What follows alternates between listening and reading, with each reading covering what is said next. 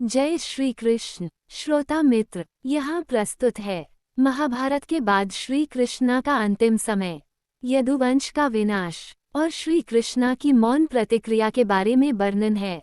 जो श्री कृष्णा लीला की वह भाग जो भावनात्मक भी है और रणनीति व प्रतिज्ञा से भरा हुआ भी। और श्री कृष्णा लीला भाग 126 की कहानी, जिसे एक भावपूर्ण, क्रमिक और संवादात्मक शैली में कहानी का वर्णन है। अगर आप चैनल में नए हो तो चैनल को सब्सक्राइब करके श्री कृष्णा लीला भाग 1 से लेकर भाग 125 तक की कहानी को जरूर सुनें। युग बदलते हैं, समय का प्रवाह किसी के लिए नहीं रुकता। महाभारत युद्ध समाप्त हो चुका था। हस्तिनापुर में शांति लौट आई थी, लेकिन समुद्र के किनारे बसी द्वारका के ऊपर अदृश्य काले बादल मंडरा रहे थे। ये कथा है उस अंत की जब श्री कृष्ण के अपने ही वंश का विनाश हुआ। महाभारत के बाद की द्वारका। कुरुक्षेत्र की रणभूमि पर लहू सूख चुका था, लेकिन मन के घाव अब भी ताज़ा थे।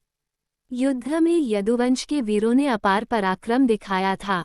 विजय ने उन्हें गर्व दिया, लेकिन यही गर्व धीरे धीरे अभिमान में बदलने लगा। यादव वीर, जो कभी धर्म और संयम के प्रतीक थे, अब विलास, मदिरा और शक्ति के प्रदर्शन में उलझने लगे।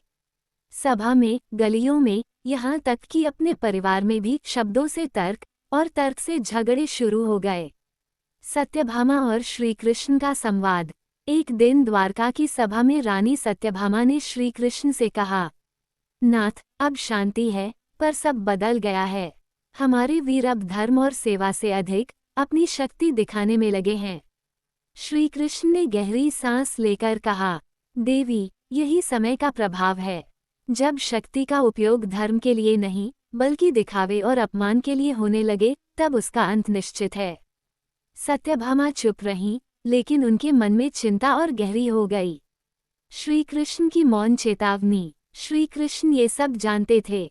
उन्होंने उग्रसेन और बलराम से कहा, ये संकेत है, समय आ गया है। अब इस वंश का अंत कोई रोक नहीं सकता। बलराम ने गंभीर स्वर में कहा, तो क्या हम कुछ नहीं कर सकते? श्री कृष्ण बोले, धर्म का चक्र घूम चुका है, अब इसका रुकना संभव नहीं। प्रभास क्षेत्र की यात्रा। कुछ समय बाद एक उत्सव के अवसर पर यदुवंशियों ने प्रभास क्षेत्र में जाने का निर्णय लिया। वहां समुद्र किनारे भोज और उत्सव होने लगे। मदिरा बहने लगी, हंसी ठिठोली के बीच पुरानी दुश्मनियां उभर आईं। शब्दों के तीर चलने लगे और फिर तृण घास से बने डंडे हथियार बन गए। श्री कृष्ण का अंतिम समय। जब सब शांत हुआ तो केवल शव बचे। श्री कृष्ण अकेले समुद्र किनारे बैठे। उन्होंने जान लिया कि अब उनका कार्य भी पूरा हो चुका है। एक शिकारी जरा दूर से श्री कृष्ण के पैर में चमकते अंगूठे को हिरन का मुख समझकर बाण चला देता है। बाण श्री कृष्ण के पैर में लग जाता है। जरा दौड़कर आता है और क्षमा मांगता है। श्री कृष्ण मुस्कुराकर कहते हैं, चिंता मत करो, यही होना था। ऋषियों का आगमन और यदुवंश का शाप। जब एक वंश अपने धर्म, संयम और विनम्रता को भूलकर अहंकार और उपहास में डूब जाता है, तब उसका अंत निश्चित हो जाता है। ये कथा है द्वारका के गौरवशाली यदुवंश की, जहां एक क्षण का उपहास शाप में बदल गया और एक पूरे वंश को समाप्त कर गया। द्वारका का स्वर्ण युग और बदलाव। महाभारत युद्ध समाप्त हो चुका था। श्री कृष्ण और बलराम के नेतृत्व में द्वारका की शोभा अद्वितीय थी। समुद्र किनारे बसी वह नगरी धन, कला, वीरता और धर्म का केंद्र थी। लेकिन समय के साथ विजय ने एक नया विष भी लाया, अभिमान। यादव युवराज, जिन्होंने युद्ध में अद्भुत पराक्रम दिखाया था, अब मदिरा, ऐश्वर्य और अपनी शक्ति के प्रदर्शन में डूबने लगे। जहां कभी धर्मसभा में नीति और धर्म पर चर्चा होती थी, वहां अब व्यर्थ की हंसी ठिठोली और अहंकार भरे वचन सुनाई देने लगे। अभिमान में उपहास। युवराजों को लगा कि ऋषियों के साथ मजाक करना मनोरंजन होगा। उन्होंने सांब को स्त्री के वस्त्र पहनाए, उसकी कमर पर कपड़े से गर्भ का आकार बांधा और उसे ऋषियों के पास ले गए। हंसते हुए बोले, मुनिवर, बताइए, इस गर्भ से पुत्र होगा या पुत्री? उनकी आंखों में आदर नहीं, बल्कि अहंकार और उपहास था। कुछ ऋषियों ने मौन साध लिया, लेकिन दुर्वासा और कण्व जैसे महात्माओं की आंखों में क्रोध की ज्वाला भड़क उठी। शाप का उच्चारण। ऋषियों ने आंखें मूंदी, तपस्वी स्वर में बोले, हे मूर्खों, तुमने धर्म का अपमान किया है। तुमने ज्ञान और तपस्या की शक्ति का उपहास किया है। ये गर्व तुम्हें लज्जा देगा। इससे न पुत्र जन्म लेगा, न पुत्री, बल्कि लोहे का एक मूसल निकलेगा। वही मूसल तुम्हारे कुल के विनाश का कारण बनेगा। ऋषियों के वचन बिजली की तरह गिरे, लेकिन युवराजों ने उसे गंभीरता से नहीं लिया। वे आपस में हंसते हुए चले गए। हंसी का डर में बदलना। समय बीता। कुछ दिनों बाद सांब के शरीर में असहजता होने लगी। जब जांच की गई तो सभी स्तब्ध रह गए। उनके शरीर से सचमुच एक कठोर, चमकदार लोहे का मूसल बाहर निकला। अब युवराजों की हंसी गायब थी। भय ने उनका स्थान ले लिया था। वे मूसल को लेकर श्रीकृष्ण और उग्रसेन के पास पहुंचे। श्रीकृष्ण की मौन प्रतिक्रिया। श्रीकृष्ण ने मूसल को देखा और उनकी आंखें गहरी हो गईं। उन्होंने कहा, जो बीज बोया गया है उसका फल अवश्य मिलेगा। उग्रसेन और बलराम ने सलाह दी कि मूसल को नष्ट कर दिया जाए। आदेश हुआ, मूसल को टुकड़ों में पीसकर समुद्र में फेंक दो, ताकि उसका कोई अंश शेष न रहे। समुद्र की योजना। मूसल को पीसकर बुरादे में बदल दिया गया। वह बुरादा लहरों के साथ समुद्र में डाला गया। लेकिन प्रकृति के पास अपना नियम था। समुद्र ने वह बुरादा किनारे पर उगल दिया। वह तृण घास के रूप में अंकुरित हुआ, परंतु वह साधारण घास नहीं थी, उसमें लोहे की कठोरता थी। श्री कृष्ण की चेतावनी। कुछ समय बाद श्री कृष्ण ने सभा में कहा, यादवों, सावधान रहो, ये समय का संकेत है। जो घास तुम्हें साधारण दिख रही है, वही तुम्हारे अंत का कारण बनेगी। परंतु युवा वीरों ने इसे भी गंभीरता से नहीं लिया। वे अपने मद और हंसी में डूबे रहे। भाग्य का चक्र घूमना। वर्ष बीतते गए, लेकिन शाप का असर जैसे हवा में तैर रहा था। प्रत्येक उत्सव, प्रत्येक सभा में अब कलह के बीज बोए जाने लगे। मित्रता के बीच संदेह और हंसी के पीछे कटुता, यही अब द्वारका की पहचान बनने लगी थी। श्री कृष्ण जानते थे कि समय आ चुका है।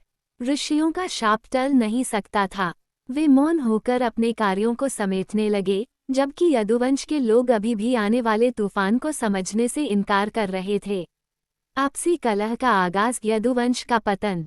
कभी एक साथ रणभूमि में खड़े होकर असंख्य शत्रुओं का संहार करने वाले, आज एक दूसरे के रक्त के प्यासे हो गए। ये कथा है उस क्षण की, जब एक महान वंश अपने ही हाथों अपने विनाश का कारण बना।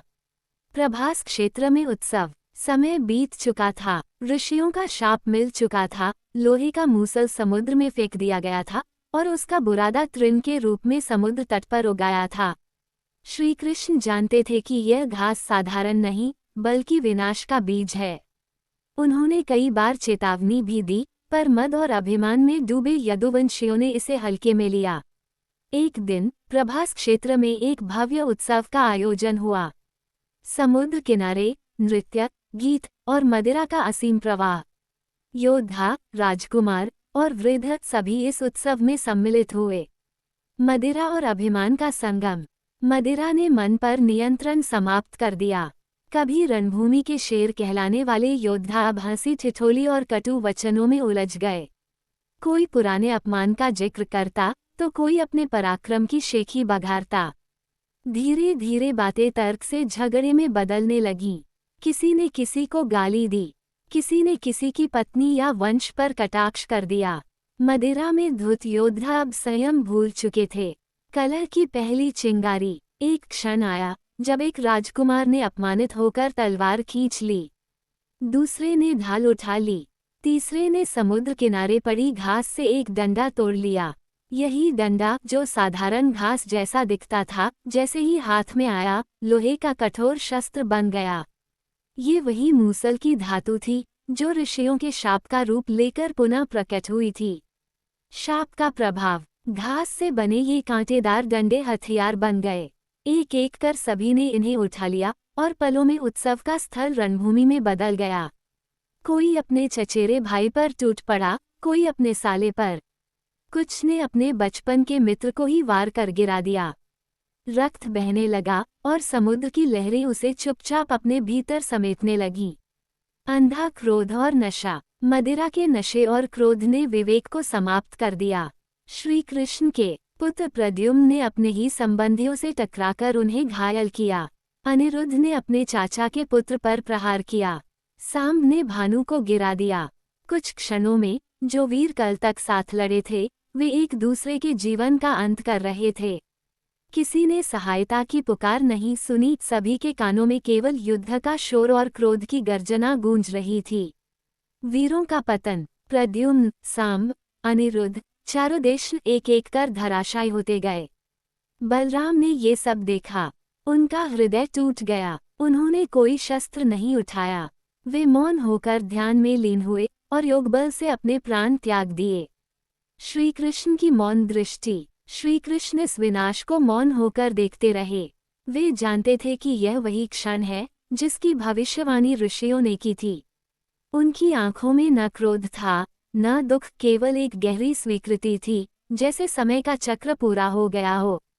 उन्होंने न तो किसी को रोका, न बचाया, क्योंकि वे जानते थे भाग्य का निर्णय बदलना अब संभव नहीं। अभिमान, नशा और कलह, ये किसी भी वंश के सबसे बड़े शत्रु हैं। जब धर्म का स्थान अपमान और उपहास ले लेता है, जब एकता की जगह कलह आ जाती है, तो विनाश निश्चित है। यदुवंश का अंत एक चेतावनी है कि शक्ति और वीरता भी तब तक सुरक्षित है जब तक उसके साथ संयम और विनम्रता जुड़ी हो। एक क्षण का उपहास, एक पल का अहंकार और परिणाम। पीढ़ियों की तपस्या से बना वंश मिट्टी में मिल जाता है। ऋषियों का शाप कोई तात्कालिक क्रोध नहीं था, वह केवल परिणाम का उच्चारण था जिसे स्वयं यदुवंश ने अपने कर्मों से आमंत्रित किया था। शक्ति जब संयम से जुड़ी हो तो धर्म की रक्षा करती है, लेकिन जब वही शक्ति अहंकार और अपमान में बदल जाए तो उसका अंत निश्चित है। यदुवंश का अंत केवल एक कथा नहीं, ये समय की चेतावनी है। दोस्तों, श्री कृष्ण लीला भाग 126 की कहानी समाप्त हो गया है। अगर आप भाग 127 की कहानी को सुनना चाहते हैं तो हमारे चैनल के साथ बने रहें। जय श्री कृष्ण।